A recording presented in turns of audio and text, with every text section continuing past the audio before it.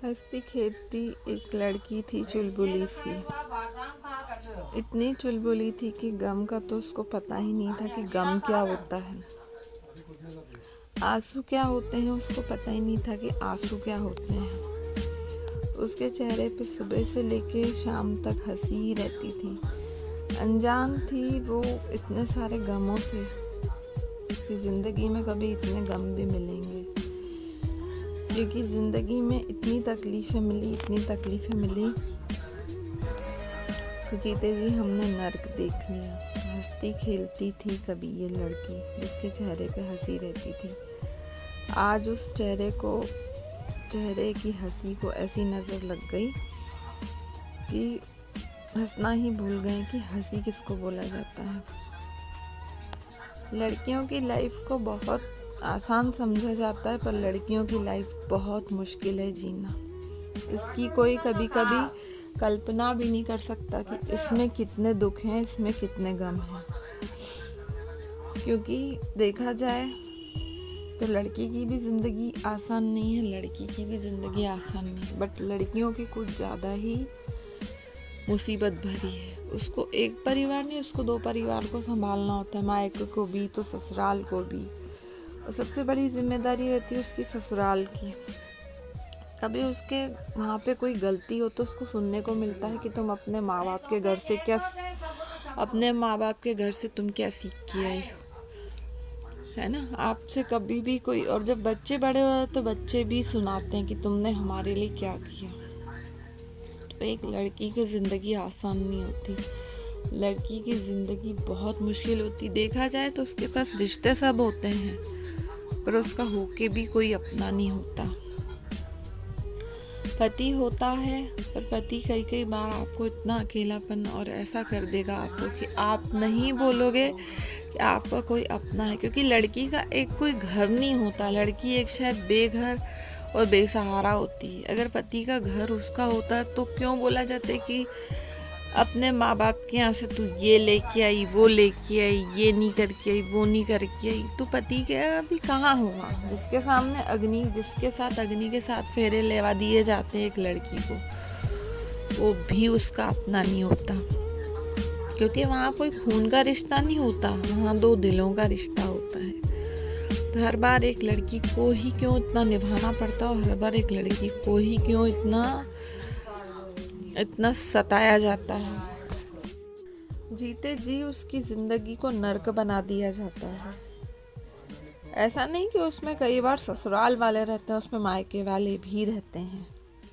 आपको सुकून से रहने नहीं देंगे। आप जहाँ रहोगे आपको जज किया जाएगा, परखा जाएगा।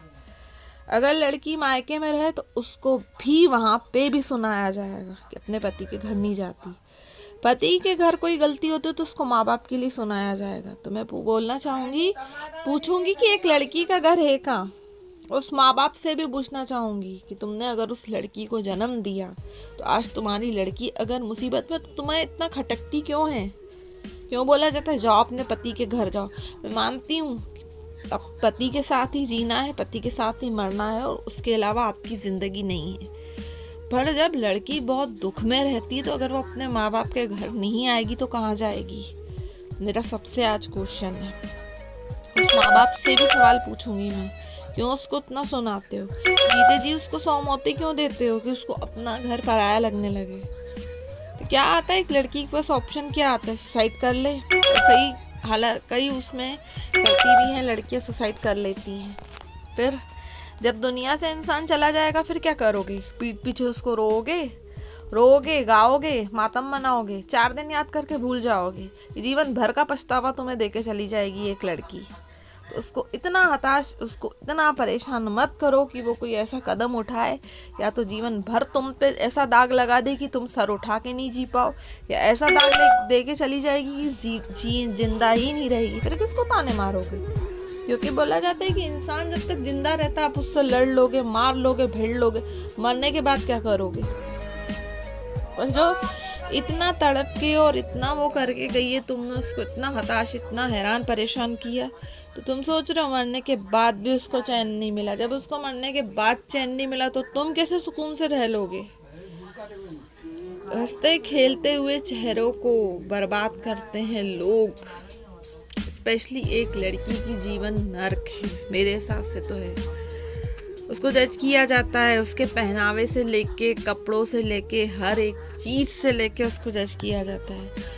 क्योंकि पता नहीं क्यों आज भी कुछ समाज के ठेकेदार, समाज की मेंटेलिटी इतनी गंदी है कि आज भी बराबरी की जाती है लड़कों से। तो मैं बोलना चाहूँगी, कहाँ से एक लड़की कम है यार। एक लड़की जब इतनी बड़ी जिम्मेदारी रहती है, एक लड़के से शादी करती है, उसका पूरा घर बसाती है, बच्चे पाल पोस के बड़े करती है, उसको इस लायक बनाती है। आप बताओ, एक औरत या एक लड़की क्या नहीं कर सकती? सब कर सकती है। पर उसको जज किया जाता है कि तुम ये नहीं करती, तुमने वो नहीं करा, तुमने हमारे लिए किया क्या। तो क्यों हर बार सीता की तरह ही एक लड़की को ही परीक्षा देनी पड़ती है? जैसे सीता माता ने, क्यों हर बार एक लड़की ही सीता बने, एक लड़का सीता क्यों नहीं बनता? एक लड़का अगर प्रभु श्री राम की तरह बन जाए तो सीता माता की तरह उसको कोई वनवास नहीं भोगना पड़ेगा। वनवास भोग के भी क्या हुआ? सीता माता जिस धरती से निकली उसी धरती में समा गई। तो हर बार एक लड़की को ही क्यों अग्नि परीक्षा दी जाती है? हर बार एक लड़की ही क्यों अग्नि परीक्षा दे? एक आदमी या एक लड़का क्यों नहीं अग्नि परीक्षा देता? तुम अपने चरित्र को साबित करने के लिए दो ना, भी दो अग्नि परीक्षा। एक औरत को बुरा मन बनने पे मजबूर कौन करता है? समाज, रिश्तेदार। एक औरत या एक लड़की कैरेक्टरलेस नहीं होती, उसको बनाता कौन है? समाज, रिश्तेदार। कई बार होता क्या है, लड़की, एक बात बताओ, लड़की कहीं सेफ नहीं। आज वो अपने घर में भी सेफ नहीं है, अपने रिश्तों के। आज वो घर पे भी इसलिए सेफ नहीं है, घर पे भी इसलिए सेफ मैंने बोला नहीं है क्योंकि देखो कहाँ है सेफ वो, उसको मेंटली कितना टॉर्चर किया जाता है। कई बार हालात, स्थिति ये पैदा हो जाते हैं, चाहे वो शादीशुदा हो या बिना शादीशुदा हो, उसको इतना सुनाया जाता है, उसको इतने बेजबरन ताने दिए जाते हैं। कई लोगों की मेंटलिटी क्योंकि बहुत वीक रहती है, ठीक है, अगर वो कहीं जा रही है, लोगों को लगता है, ये रिश्तेदारों को लगता है और कई बार पेरेंट्स को ही लगता है कि यार ये गलत तो नहीं करने जा रही है, बाहर ट्रस्ट ही नहीं है, अपनी औलाद पे ट्रस्ट नहीं है। घर के पेरेंट्स को भी बाहर के लोगों पे ज़्यादा ट्रस्ट होता है। यार एक बार तुम सोचो, विचारो कि तुम्हारा बच्चा अगर बाहर कहीं किसी फ्रेंड्स वगैरह के साथ या कहीं घूमने गया तो वो ज़रूर थोड़ी नहीं कि कुछ गलत ही करके आएगा।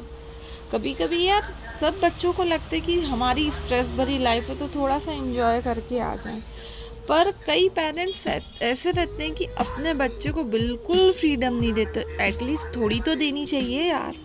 और फिर नहीं चाहते हुए आप जितना बच्चे को प्रेशराइज करोगे, अगर उसको फ्री नहीं छोड़ोगे, स्पेशली मैं एक लड़कियों का टॉपिक आज मैंने इसलिए उठाया है, वो फिर नहीं चाहते हुए भी गलत आदतें पाल लेगी।